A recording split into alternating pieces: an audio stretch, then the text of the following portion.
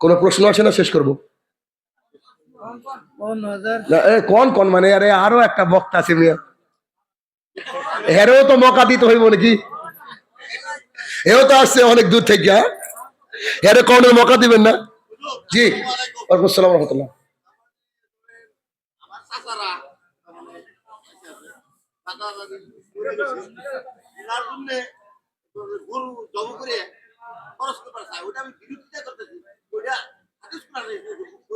মাশাআল্লাহ। মেন কথা আছে, এর আগে ছিল 40 খানা। মানুষ যখন বুঝতে পেরেছে যে আমাদের মতো মানুষরা বিরোধিতা করছি, এখন ডিজিটালাইজ করে দিয়েছে ওটাকে, দেব যখন জীবিত থাকতে দেখা না। মানে ইরাক থেকে একজন ব্যক্তি আমাকে প্রশ্ন করছে, ইতালি থেকে, মানে থাকে না বাঙালিরা, তো ইতালিতে একজন প্রশ্ন করছে যে স্যার এই ব্যাংকে যে টাকাটা থাকে ওই যে ইন্টারেস্ট, ওটা কি সুদ হবে? বুঝতে পারেন বোধ হয়, মোকাদ্দুস বুঝতে পেরেছে, আসছে। ব্যাংকে যে টাকাটা থাকে ওটা যে ইন্টারেস্ট থাকে ওটা কি সুদ হবে? তা আমি উত্তর দিয়েছি, সুদের ইংরেজি আছে ইন্টারেস্ট। বুঝেননি? সুদের ইন্টারেস্ট কি? একই তো জিনিস ভাই। আমি হয়তো পানি খাবো বলছি, এই যে বোতল আমাকে দেন পানি খাবো, এই কথা বলছি আমি, কিছু না শিন আদা ময়া আনা ফিশার ব্যাস, এটাই তো আরবিতে give me the water I will drink, এই তো নাকি ব্যাপারটা। শোনেন, মৃত ব্যক্তি জীবিত ব্যক্তি এখন বর্তমানে যে যেভাবে সমাজে খাওয়ানোর রেওয়াজ এসেছে, কোন দিনক্ষণ ধরে খাওয়ানো জায়েজ নয়, এক। দুই, খাওয়ানো ভালো কাজ, কিন্তু সেটা খাবে হচ্ছে তারা যারা হচ্ছে বিপিএল। বিপিএল বুঝেন? যারা হচ্ছে ভিখারি, যারা বাড়িতে বাড়িতে চেয়ে বেড়ায়। আপনি যে গরু কেটে আমার মতন কোটওয়ালাকে দাওয়াত দিলেন, আমি এবার কবে ভিখারি হলাম? তার মানে 40 যে প্রথা সমাজে চালু আছে, এর প্রথার মধ্যে দুটো কাহিনী আছে। এক, আমার যে মারা গেছে তাকে জান্নাতে পাঠানোর রাস্তা, তাহলে বড় লোকরা সবচেয়ে আগে জান্নাতে যেত। আল্লাহ রাসূল সাল্লাল্লাহু আলাইহি ওয়াসাল্লাম কি বলছে? উল্টোটা, গরিবরা বড় লোকের চেয়ে 500 বছর আগে জান্নাতে যাবে। এই যে বিধান রাসূল সাল্লাল্লাহু আলাইহি ওয়াসাল্লাম দেননি, এই জন্য এটা হচ্ছে রাদ। ওই যে শুরুতে হাদিস বলেছি, আয়েশা রাদিয়াল্লাহু তাআলা থেকে বর্ণিত, রাসূল সাল্লাল্লাহু আলাইহি ওয়াসাল্লাম বলেছেন যে কোন ব্যক্তি কোনো আমল করলো, যে আমলের কথা আমি মুহাম্মদ সাল্লাল্লাহু আলাইহি ওয়াসাল্লাম বলিনি, ফাওয়ারাত, ওটা বাতিল। একটা বাতিল। দুই, সাদাকা খাবে হচ্ছে ভিখারি মিসকিন, এলাকার মেম্বার, এলাকার প্রধান, এলাকার গণ্যমান্য ব্যক্তি যাদের সংসার চলে, তারা খেতে পাবে না। এমনকি যদি ভিখারিকে খাওয়ানোর জন্য যে বাড়িতে রান্না হবে, ওই খাবারটা ওই বাড়ির লোকও সেদিন খেতে পারবে না। অতএব আপনি বিরোধিতা করেন, আপনি সঠিক রাস্তায় রয়েছেন, আল্লাহ সুবহানাহু ওয়া তাআলা আপনাকে হেফাজত করুক, আমিন। আমাদের প্রতিবেশী যেগুলা মসজিদ, জি, শিরিক বিদআত আর কুফর সবই করে, ইমাম মুয়াজ্জিন সবাই করে, নামাজি তো কথাই নাই। এখন ওখানে যদি জামাত করতে হবে, জামাত কোথায় করবো? যার জন্য মানে ওরকম সুবিধা পাই না, ঘুরেই করি। এখন কি করবো? আমি কি সঠিক রাস্তায় আছি? আচ্ছা, বিষয় হচ্ছে, ধরেন আমার একটা গাড়ি আছে, আমি বললাম যে এখান থেকে আমি আপনাদের স্টেশনে যাবো, কি স্টেশন? বরপেটা, ঠিক আছে। এখন এই বরপেটা স্টেশনে যাওয়ার জন্য আমি আপনাকে বললাম যে ভাই, আপনি আমাকে বলছেন শাহিন ভাই একটু গাড়িতে নিয়ে যাবেন, আমি বলছি জি নিয়ে যাবো। তা আপনি গাড়িতে উঠলেন, উঠার পরে প্রথমে আপনাকে গেটটাকে লক করে দেবো, বলছি ভাই আমার কিন্তু ড্রাইভার অন্ধ, আপনি গাড়িতে থাকবেন না বেরোবেন? জানলা ভেঙে বেরোবেন না? তো যে ব্যক্তি মুশরিক ও সালাত আদায় করছে, ওর পেছনে আপনি সালাত আদায় করতে নিজে বন্ধ। যে তাবিজ দেয় ওর পেছনে আপনার সালাত হবে? ও তো নিজে মুশরিক। কথা বুঝেননি? অতএব আপনাকে হয় আহলুল হাদিসের মসজিদ খুঁজতে হবে, নাহলে এটা আপনার ওজর যে আপনাকে সালাত আদায় করতে হবে। হ্যাঁ, অনেক আকীদা এমন আছে যে বিদাতি কিন্তু শিরকে লিপ্ত না, মানে সরাসরি শিরকে লিপ্ত না, সেখানে সালাত আদায় করলেন, না জেনে করলেন, এটা আলাদা বিষয়। কিন্তু আপনি দেখছেন যে তাবিজ দিয়ে মানুষের ভাগ্য পরিবর্তন করে, এর পেছনে সালাত জায়েজ নয়। বুঝতে পেরেছি? জি জি, ওটা আগুন পূজা করে, একই তো ব্যাপার, ও তো মুশরিক। তো অন্ধ ড্রাইভারের পেছনে যখন উঠবেন না, তো ওটা তো আপনার ড্রাইভারই, ইমাম ড্রাইভার না, তার পেছনে সালাত জায়েজ হবে না। আর কেউ? আসসালামু আলাইকুম। আসসালামু রাহমাতুল্লাহ। আমাদের ওখানে একটা মাদ্রাসা আছে, মাদ্রাসায় যখন মিটিং করা হয়, তখন মিটিং এর সবাই মিলে ওখানে একটা কবরস্থান আছে, হ্যাঁ, কবরস্থানে সবাই মিলে হাত না তুলে এমনি এমনি দোয়া করি সবাই মিলে। আচ্ছা আচ্ছা, প্রথম কথা আছে রাসূল সাল্লাল্লাহু আলাইহি ওয়াসাল্লাম কবরকে জিয়ারত করতে বলেছেন কেন? আখিরাতের কথা চিন্তা করার জন্য, আর ওই কবরস্থ ব্যক্তি যেন দোয়া করার জন্য। সম্মিলিতভাবে দোয়া কখনো জায়েজ বলেন নয়। হ্যাঁ, আমি দাঁড়িয়ে আমার আব্বাস কবরে বা গোরস্থানের উদ্দেশ্যে দোয়া করছি, এখন পেছনে কেউ যদি আমিন আমিন করে গিয়ে, মানে ফ্রিকুয়েন্ট হঠাৎ করে, এত দূর জায়েজ। কিন্তু ওই সম্মিলিতভাবে একবারে সবাই গিয়ে একদম রেডি হয়ে দোয়া করছি, এটা শরীয়ত আমাদেরকে অনুমতি দেয় না, মানে আপনাকে ওখান থেকে চলে আসতে হবে। কারণ বলেছি না, দেখেন আমি আজকে যে আলোচনা শুরু করেছি, আমি বলেছি যদি সহি ইমানদার হন, খাঁটি ইমানদার, আপনার উপরে অত্যাচার নেমে আসবেই আসবে। যখন আপনি ওখান থেকে বেরিয়ে আসবেন, অত্যাচার হবে কি হবে না? ওই যে চাচা, তার চাচাদের বিরোধিতা করছে, অত্যাচার হয় কি হয় না জিজ্ঞাসা করেন। উনাকে বললাম যে আপনি সলাত আদায় করতে পারবেন না তাদের পেছনে, উনি একা হয়ে গেলেন কি গেলেন না? আমার বক্তৃতা মিলছে? বুঝতে পারেননি? যখনই হক পথে থাকবেন তখনই আপনি you are in the danger zone, আপনি ডেঞ্জার জোনে আছেন। অর্থাৎ সেটাকে সঠিক রাস্তা বলে ইনশাল্লাহ চলুন। দুইটা প্রশ্ন। প্রথম প্রশ্ন হলো যে সালাতের মধ্যে সালাতে রুকুর উপর উঠে পুনরায় বুকে হাত বাঁধা যাবে কি? দ্বিতীয় প্রশ্ন হলো সৌদির সাথে সিয়াম পালন করা যাবে কি? কির সাথে?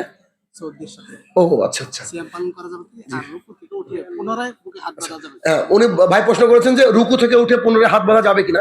এটা একটা হাদিসের ব্যাপার আছে, সেটা হচ্ছে যে হাদিসে এসেছে তোমার পূর্বে যেমন হাত ছিল তেমনই যেন থাকে। তো অনেক ওলামায়ে দিন ভেবে নিয়েছে আগে তোমার পূর্বে এটাই ছিল তাই আমি হাত বাঁধি, আর কেউ বলছে না ছেড়ে দেওয়া ছিল ছেড়ে দিতে হবে। ভাই উভয় ক্ষেত্রে আমল করা জায়েজ। এইগুলা নিয়ে আমাদের মুসলমানের মধ্যে মানে দলাদলি না করাই ভালো, এটা একটা বিষয়। আর রাসূল সাল্লাল্লাহু আলাইহি ওয়াসাল্লাম বলছে চাঁদ দেখে সিয়াম পালন করুন। সর্বোত্তম বিষয় হচ্ছে আপনি চাঁদ দেখেন সিয়াম পালন করেন, এটা হচ্ছে মানে সবচেয়ে উন্নত ফতোয়া আর কি। আর যদি ওটার সাথে করতে চান তাহলে আরো অনেক নানান রকম প্রশ্ন আসবে ইনশাআল্লাহ। ওয়ালাইকুম আসসালাম ওয়া রাহমাতুল্লাহ।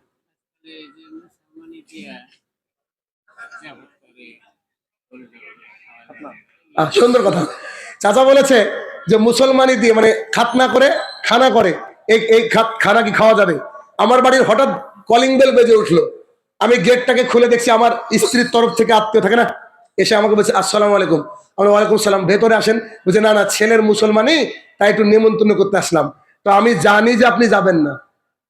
নিমন্ত্রণ শুনেছেন? আমাকে নিমন্ত্রণ করছে, আমি জানি আপনি যাবেন না। এ কথা বলার পরে বলছে যে যদি না যান তাহলে কিন্তু সম্পর্ক থাকবে না। আমি বলছি আসসালামু আলাইকুম রহমতুল্লাহ। বলছে এত লম্বা সালাম মানে? বুঝলেন না, সম্পর্ক শেষ। কথা বুঝতে পারলেন? আমার কথা বুঝা গেল? ভাইয়ের আমার, একজন সাহাবী, এই হাদিসটা সবাই শুনেন, ওলামায়ে দ্বীন যারা আছেন তারা ভালো করে শুনেন। কাব ইবনু উজরা রাদিয়াল্লাহু তাআলা আনহু, ভালো করে বুঝবেন। কাব, মুসলিম শরীফের হাদিস, কিতাবুল জুমার মধ্যে আছে। কাব ইবনু উজরা রাদিয়াল্লাহু তাআলা আনহু তিনি দেশ সফর করতে করতে এক দেশে পৌঁছেছেন, যেই দেশের শাসক হচ্ছে মুয়াবিয়া রাদিয়াল্লাহু তাআলা আনহু।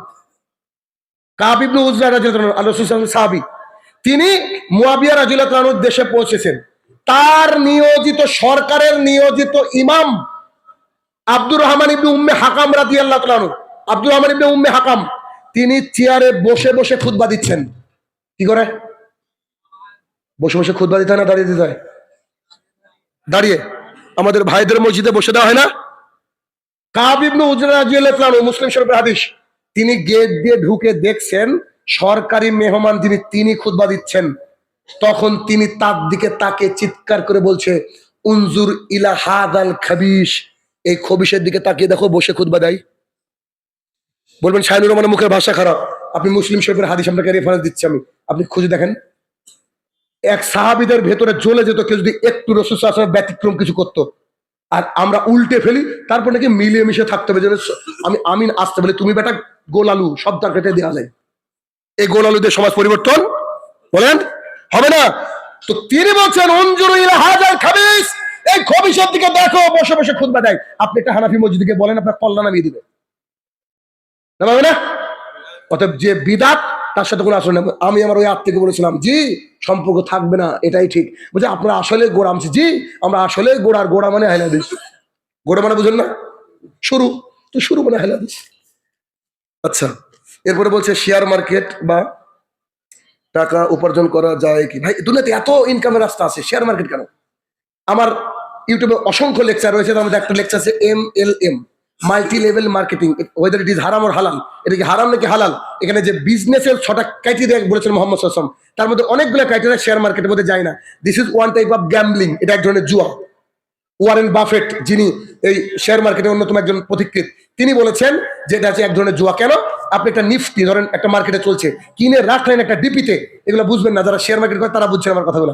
ডিপিতে রাখলেন, রাখার পরে একটু পরে দেখছেন দাম হয়েছে বেশি, বেঁচে দিলেন, এটা জুয়া কি নাই? যা ঘাম ঝরবে, যা পরিশ্রম হবে, যা মেধা হবে, সবকিছু ফিজিক্যাল ফিডব্যাক হবে, যা দেখতে পাবেন, যা বুঝতে পারবেন, হাতে নাড়তে পারবেন এবং বুঝতে পারবেন, সেই ব্যবসা জায়েজ। বাকি এই শেয়ার মার্কেট জায়েজ নয়।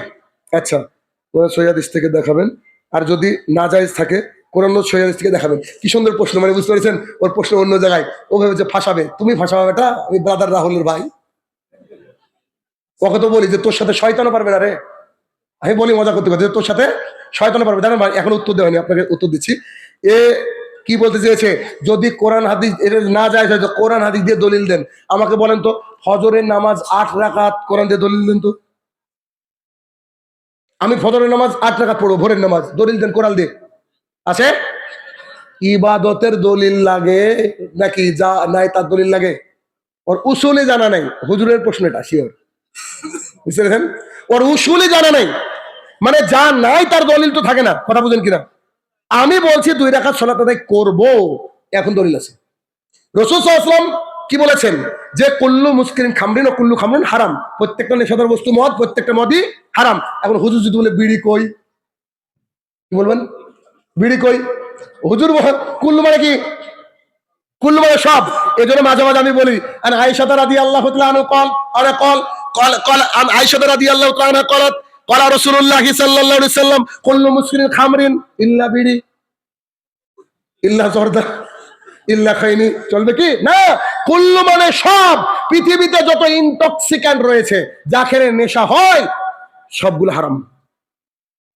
ভাই প্রশ্ন, শেষ প্রশ্ন নিব, মানে ওয়ালাইকুম আসসালাম। আমার বেশিরভাগ মানে বাজারের মসজিদ আছে, মসজিদের সাথে আর কি কবর আছে, কবর আছে চত্বরের মধ্যে? জি, মসজিদের মানে সাথে আর কি আচ্ছা আচ্ছা, কবর আছে, তাতে নামাজ পড়া যায়। জি না, অসংখ্য মানুষ নামাজ পড়ে। সালাত হবে না ভাই, এটাই ব্যাপার। আল্লাহ সুবহানাহু ওয়া তাআলা মুহাম্মদ সাল্লাল্লাহু আলাইহি ওয়াসাল্লামকে 6 নম্বর সূরার 116 নম্বর আয়াতে বলছেন যে তুমি তাদেরকে অনুসরণ করো না যারা সংখ্যায় বেশি। দেখেন, পৃথিবীতে বেশিরভাগ মানুষ এরকম নেশা করে, করে কি করে না? আমি আপনাকে বললাম যে মূর্তি পূজা করা যাবে না, হিন্দু ধর্ম থেকে বলেছি, অথচ বেশিরভাগই হিন্দু কি করে মূর্তি পূজা করে, কি করে না? তাহলে বিষয় হচ্ছে যে বেশি সংখ্যক মানুষ সালাত আদায় করে বলেই আমাদের বলতে ভয় লাগে। কেন? ওরা ম্যান পাওয়ার আছে। তো তখন বলবে তোমরা কত পার্সেন্ট? তোমরা 2%, আমরাই বেশি। ভাই, পার্সেন্ট দিয়ে ইসলামের বিচার নাই। এটা যদি বলে তাকে উত্তর দিবেন 1999 জন জাহান্নামী। ঠিক আছে? আবু সাইদ খুদরি থেকে বর্ণিত লম্বা হাদিস। জি, মানে আমি একলাই হাদিস। আল্লাহ তাআলা কবুল করুন। মসজিদে গেলেন ধরে সবাই তো মদ ভাঙ সবাই খায়, আচ্ছা, নামাজ তো 5 ওয়াক্ত পড়েই না। জি, আমি গেলাম ধরে আমাকে পাত্তা দেন, আচ্ছা আচ্ছা, এই বিষয়ে আমি কি করব? বাড়িতে করবো না মসজিদে? জি। তো পাত্তা যদি না দেয় তাও মসজিদে যাবেন আপনি। পাত্তা কেউ না দিক, আল্লাহর ঘর মসজিদ ছাড়বেন না যতক্ষণ না ধাক্কা দিচ্ছে তারা। আপনি যাবেন মসজিদে, নেশাদার দ্রব্য খেয়ে যদি কেউ নামাজ পড়ে, নামাজ কবুল হবে আপনার, ওর দোয়া কবুল হবে না, এটা ভিন্ন কথা। কিন্তু দেখেন দুনিয়াটা কতটা খারাপ যে আপনি দাঁড়িয়ে রেখেছেন, টাকার উপরে প্যান্ট, 5 ওয়াক্ত সালাত আদায় করেন, আপনার উপরে অত্যাচার। যারা নেশা ভাঙ করে তাদেরকে কেউ কিছু বলার নেই। এটা হচ্ছে দুনিয়া। জি, তো শেষ করে দিন ইনশাল্লাহ নাকি? হে আমার প্রতিপালক, এতক্ষণ যে আলোচনা করলাম মাবুদ, প্রত্যেকটা কথার উপরে আমরা যেন আমল করতে পারি। আল্লাহ তুমি সেই তৌফিক আদা করো, আল্লাহুম্মা আমিন। হে আমার প্রতিপালক, মাদ্রাসা কমিটিকে পূর্ণভাবে তিনারা যেমন করে মাদ্রাসা চালাতে চাইছেন কোরআন এবং সুন্নাহ মোতাবেক, তাকে এই মাদ্রাসা চালানোর জন্য আরো সহজ থেকে সহজতর রাস্তা বের করে দাও, আল্লাহুম্মা আমিন। হে আমার প্রতিপালক, যারা যে নিয়তে দান করেছে এবং করবে আগামী দিনে, আল্লাহ